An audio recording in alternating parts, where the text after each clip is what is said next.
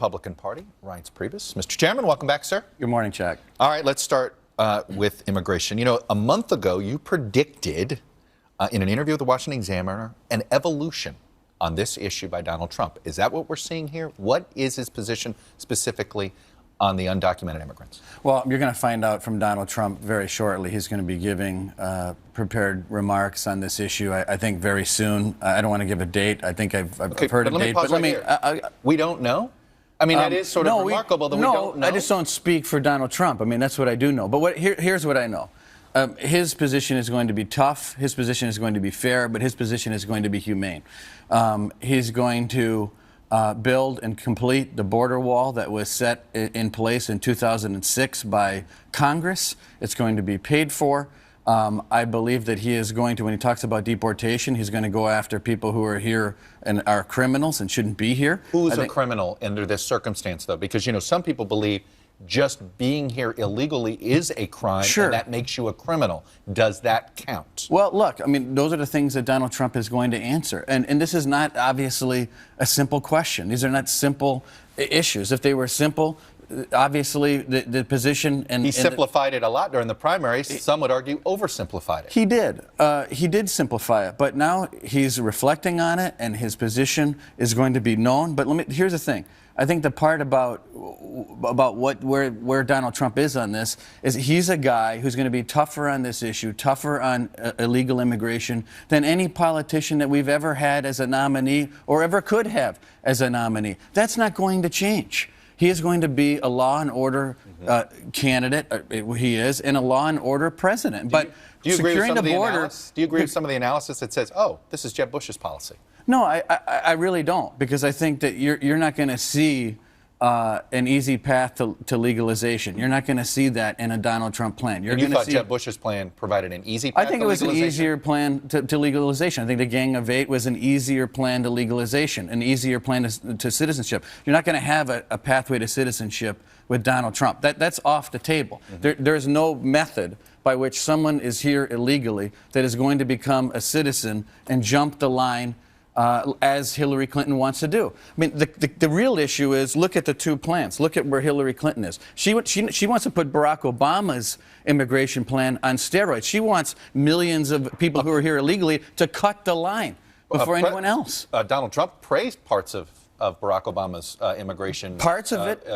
As far as deportation. Parts of it, but not executive amnesty, not illegal immigrants jumping the line like Hillary Clinton wants to do. That's the issue. The issue is this is an election of choices. One, allow everyone in through complete amnesty, or number two, a tough plan that's fair and humane. Let me ask you about birthright citizenship. It's still on Donald Trump's website. Is he going to call for the end of birthright citizenship? You're going to have to ask him.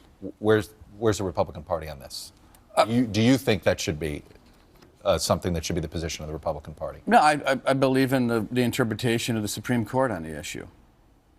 So you're comfortable with birthright citizenship? I'm comfortable with it.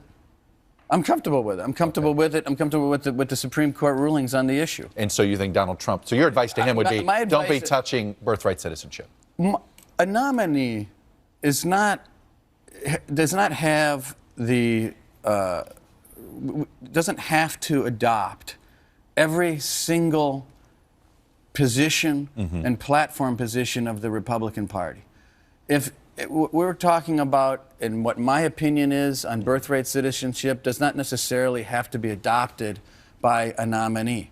My exact view of immigration and how it should be pursued does not have to be adopted by a nominee. All right, but let me ask you this. In the infamous 2013 autopsy, this is what was written in it. If Hispanic Americans perceive that a GOP nominee or candidate does not want them in the United States, i.e. self-deportation, they will not pay attention to our next sentence. Do you think Donald Trump understands this analysis? I think he understands it completely. And I think is that what this evolution's about? You know what? I don't know when you say what the evolution is all about. What I think is that Donald Trump understands that with every position that is taken, and as you get closer to the White House, a degree of humanity and decency is part of every decision that needs to be made. And I know Donald Trump. I know Donald Trump in private. I talk to him every day.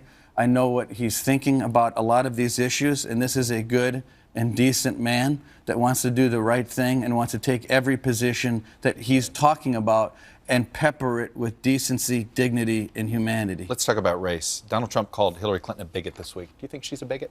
Look, here's what I think. These are not my words. I think that you have to look at people's actions. You look at Donald Trump and you look at his actions in developing and promoting women and breaking a mold in Mar-a-Lago, which today we think is nuts, but 40 years ago he broke the mold and allowing anyone from any background, any faith, any gender, any race into Mar-a-Lago. You look at Hillary Clinton. She's the one that labeled African-American youth as super predators. Her campaign is the one, and her supporters in her campaign were the ones that borne out the birther movement. It was Bill Clinton in her campaign in 2008 that questioned the success of Barack Obama, not based on his talent, but based on his race. It was their campaign. Why can't we start judging these people based on what they actually did? She gave out state secrets. She talked about race in a way that's unacceptable. All right, and then this morning's New York Times outlines what Donald Trump and his father may have done when it came to basically keeping African Americans from being able to rent. May have done. I mean, this is the issue. Look at what he did do. He was under Justice Department investigation. Look, if you look at what he's done as a developer in putting together golf courses, these clubs, the things that he's been doing for the last several decades, he has broken the mold when it comes to this issue. And I can tell you where his heart's at. I know where his heart's at. You know, one of the things, though, that he said Hillary Clinton only views African Americans as votes, not as human beings. And this is what he tweeted out yesterday morning after the tragedy about Dwayne Wade, former Miami Heat, now Chicago Bull, whose cousin was shot and killed in Chicago. And he tweets this: Dwayne Wade's cousin was just shot and killed walking her baby in Chicago. Just what I've been saying. African Americans will, in all caps, vote Trump. Appropriate? I think here's where I think he's frustrated with, is that Democrats, I think, have been taking advantage of this vote and providing very little leadership to get things done in urban areas across America. I worked in Wisconsin for Tommy Thompson when the first private school choice bill was put together. Mm-hmm. It was Democrats out of the cities, Democrats that were in the power base of their party that fought school choice across the state of Wisconsin. Mm-hmm. And to me, if you want to look at leadership in the cities, it's in education reform, mm-hmm. it's in freeing up SBA loans for black small business owners. These are the things that our party is championing, and he sees that, and it's frustrating to see that the Democrats go into these cities, I think, take advantage of this vote and provide very little leadership in return. Are you happy with the hires of Steve Bannon and Kellyanne Conway? Look, I go with the flow based on what the campaign wants to do. I think Kellyanne's doing a phenomenal job. I don't know Steve Bannon, to tell you the truth, very well. Okay. I'm going to get to know him. I mean, I'm starting to get to know him. We're learning his background, and some of it's quite uncomfortable. Is this the proper background that Donald Trump should be hiring if he's trying to appeal to women, for instance? Look, and I don't know how much of it is true or not, neither do you. And so I don't speculate based on what other third parties say about people. I tend to judge people based on what I see and what I interact with. One final question when it comes to the issue of the Clinton Foundation and tax returns. I want to ask it this way. Donald Trump's been hitting her hard on the Clinton Foundation and saying all sorts of behind-the-scenes, pay-for-play allegations. Does it undercut his message if he won't release his tax returns? Would he have some higher ground, be on higher ground here in criticizing Clinton's finances if we saw his tax returns? No, I don't think so. By the way, Roger Stone is the latest Republican to call for Donald Trump to release his tax returns, a close friend of Trump's. No, I don't think so, because if you look at what Hillary Clinton has done, I think when voters look at what Hillary Clinton actually did, they see somebody that they believe broke the law. They see somebody who gave away state secrets. They see somebody that went out of her way. But how can we judge Donald Trump? But you're judging something you... Well, we don't know. That's the point. But do you think...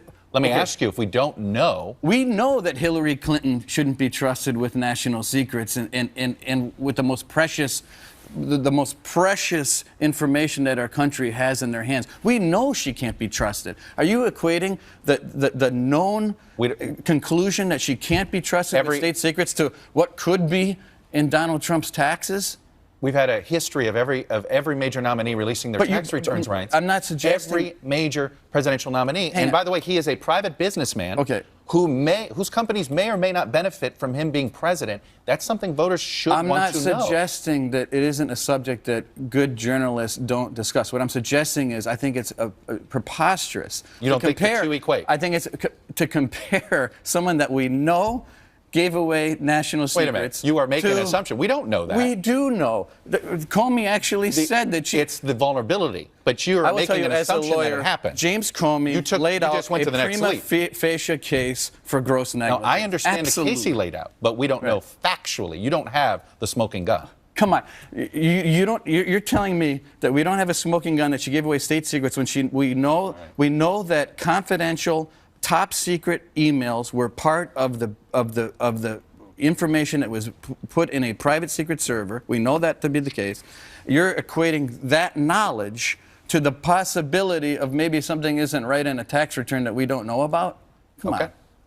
Reince Priebus, I will leave it there. Mr. Chairman, good luck. It's been a good 2 weeks for Donald Trump, and it's been a bad 2 weeks for Hillary Clinton. All right. We will let the panel assess that very question right now. Thanks very much. You bet. In fact, the panel is here. Hugh Hewitt, Andrea Mitchell, Robert Costa, and Joy Reid. All right.